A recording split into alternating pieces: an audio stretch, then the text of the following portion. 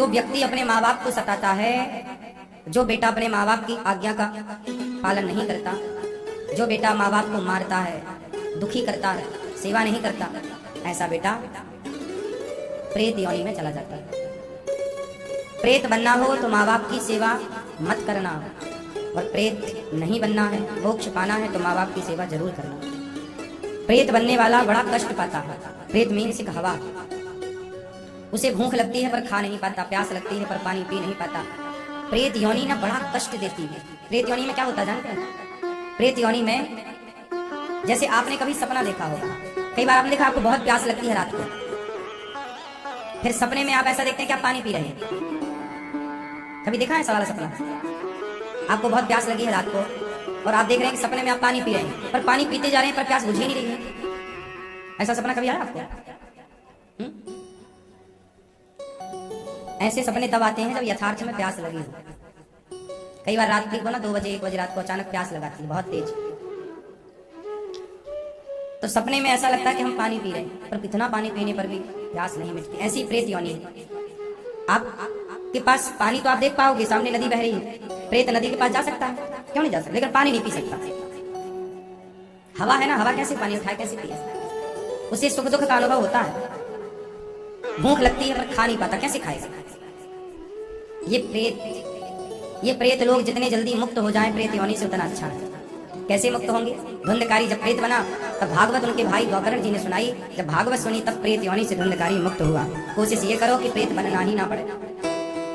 पुरुष बनता है प्रेत, माँ बाप की सेवा नहीं करता तो। अब जो लोग अपने माँ बाप को वृद्धाश्रम भेज देते हैं, सब क्या बनेंगे? इनका फिक्स है, प्रेत बनेंगे, भूत बनेंगे, भटकेंगे, तड़पेंगे। और जो स्त्रियां अपने सास ससुर की सेवा नहीं करती, अपने पति की सेवा नहीं करती, वो स्त्रियां क्या बनती हैं? हैं? क्या? पुरुष तो बनता है प्रेत, और स्त्री क्या बनती है? चुड़ैल। क्या बनती है भैया? चुड़ैल। और वीआईपी है, और भी बिल्कुल भी सेवा नहीं करी तो पिशाचिनी बन जाती है। ये और भयंकर होती है। ये सब योनियां हैं, ये सब से गुजरना पड़ता है यदि पाप हुए हैं तो। संसार में बहुत सुख है। किस तरह? सवेरे सवेरे आप चिड़ियों को देखो, कुछ ना करना, चिड़ियों को बस चहकते हुए देखना, सवेरे की धूप लेना, सवेरे प्रकृति को देखना, हरी भरी प्रकृति, पेड़ पौधे, चिड़ियों का उड़ना, एक साथ चहकना, गिलहरी का चलना, गिलहरी का खाना। कैसे खाती है गिलहरी? ऐसे। ये प्रकृति बनाई क्यों है ईश्वर ने? देखने के लिए। आपने टीवी क्यों लगाई है घर पर? नाना प्रकार के चित्र दिखते हैं टीवी पर। ईश्वर ने ये प्रकृति टीवी ही तो बनाई है, भांति भांति के जीव जंतु बनाए हैं, आप देखो। लेकिन आप कुछ नहीं देखते प्रकृति को, बस मोबाइल और टीवी, मोबाइल। आपको ईश्वर की बनाई प्रकृति को देखना चाहिए। पहले के लोग जंगल में क्यों रहते थे? ऋषि मुनि कहाँ रहते थे? बोलो, क्यों रहते थे? है? प्रकृति के पास रहने में, जो प्रकृति के पास है ना, उसे कभी डिप्रेशन नहीं हो सकता। पता है आपको? नेचर के पास है ना जो, उसे कभी डिप्रेशन नहीं होगा।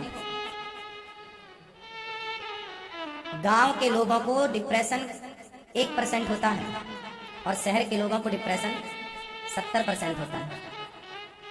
हाँ या ना? शहरों में हरियाली की कमी है, शहरों में प्रकृति की कमी है, शहरों में धूप ही नहीं मिलती। डिब्बा डिब्बा बने हैं घर, किसी डिब्बे में धूप पहुंच रही है तो किसी डिब्बे में धूप ही नहीं मिलती। हाँ या ना? बड़े बड़े शहरों में कहाँ गिलहरी मिले, कहाँ चिड़िया की चहक मिले, कहाँ वहाँ हरा भरा मिले। पहले के लोग जंगल में इसलिए रहते थे। आप भी कुछ दिन प्रकृति के निकट रहकर देखो, अपने आप महसूस करेंगे कि आप अपने आप बिना दवाई, बिना टैबलेट के अपने आप स्वस्थ हो रहे हैं। आप देख पाएंगे कि आप स्वस्थ हो रहे हैं। प्रकृति हमारी पूरक है। प्रकृति हमारी क्या है? पूरक है। आजकल का व्यक्ति परेशान क्यों है? प्रकृति से दूर हो गया। बात सही है? इसलिए कहता हूं, ईश्वर की बनाई सृष्टि को देखो, चिड़िया को देखो, फुदकती हुई चिड़िया कितनी सुंदर दिखती है।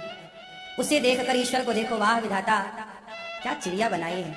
जिस परमात्मा ने इस चिड़िया को बनाई है, जिस परमात्मा ने इसके खाने की व्यवस्था की है, सोचो ईश्वर की राज में, भगवान के राज में जब चिड़िया भूखी नहीं है तो हम और आप कैसे भूखे रह सकते हैं? नहीं? भगवान की राज में कौन भूखा है बता?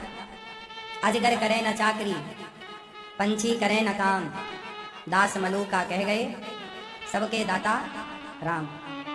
अजगर करे ना चाकरी मतलब नौकरी चाकरी। अजगर नौकरी नहीं करता, पड़ा रहता है, पर उसकी भी भगवान खाने की व्यवस्था करते हैं कि अजगर करे ना चाकरी। और पंछी करे ना, पक्षी कोई काम नहीं करता, लेकिन देखो फुर्र फुर्र उड़ता रहता है मस्त। दास मलूका, मलूक दास जी एक संत भाई कह गए कि सबके दाता। तुम ये मत कहना कि हम नौकरी करते हैं तो खाते हैं, जो नौकरी नहीं करते वो भी खाते हैं, क्योंकि खिलाने वाला भगवान है। तुम्हें ये लगता है कि तुम खिला पिला रहे हो, तुम कर रहे हो, क्यों? सही है, आप काम करते हो। कितने लोगों का परिवार, मतलब कितने लोगों का पेट भरते हो आप?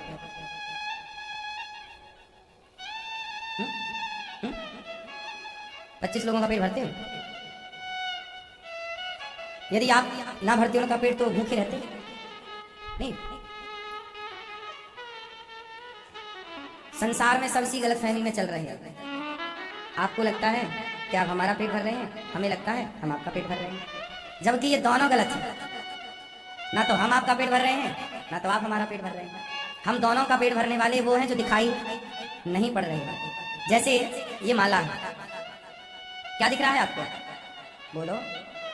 माला में दिख रहा है ये सुंदर सुंदर मोती, तुलसी के दाने, ये माला है। इसमें तुलसी के दाने तो दिख रहे हैं, मोती तो दिख रहे हैं, पर इन मोतियों को जो पिरोने वाला है वो धागा नजर नहीं आता। ये माला है पुष्पों की, इसमें पुष्प दिखाई पड़ रहे हैं, पर इन पुष्पों को जो संजो के रखने वाला है धागा नजर नहीं आता। ऐसे ही जैसे धागा भीतर है, भीतर धागा है तो बाहर ये अच्छा है, ऐसे ही हम सबके भीतर वही धागा है जो सब कुछ करता है, वही परमात्मा है जो भीतर भीतर सब कर रहा है, और बाहर बाहर हम लोग मान रहे हैं कि हम कर रहे हैं, हम कर रहे हैं। तो भगवान सृष्टि उत्पन्न करते हैं, आनंद के लिए संसार बनाए, जन्म आदि यस्य जन्माद्यस्य जन्माद्यस्य यतः। भगवान चार थे स्वभिज्ञः स्वराट, सब कुछ जानते हैं, और स्वारी विराजते की स्वराट, भगवान स्वयं प्रकाशित हैं। सूर्य चंद्रमा कभी भगवान को प्रकाश नहीं देते। सूर्य चंद्रमा कौन है?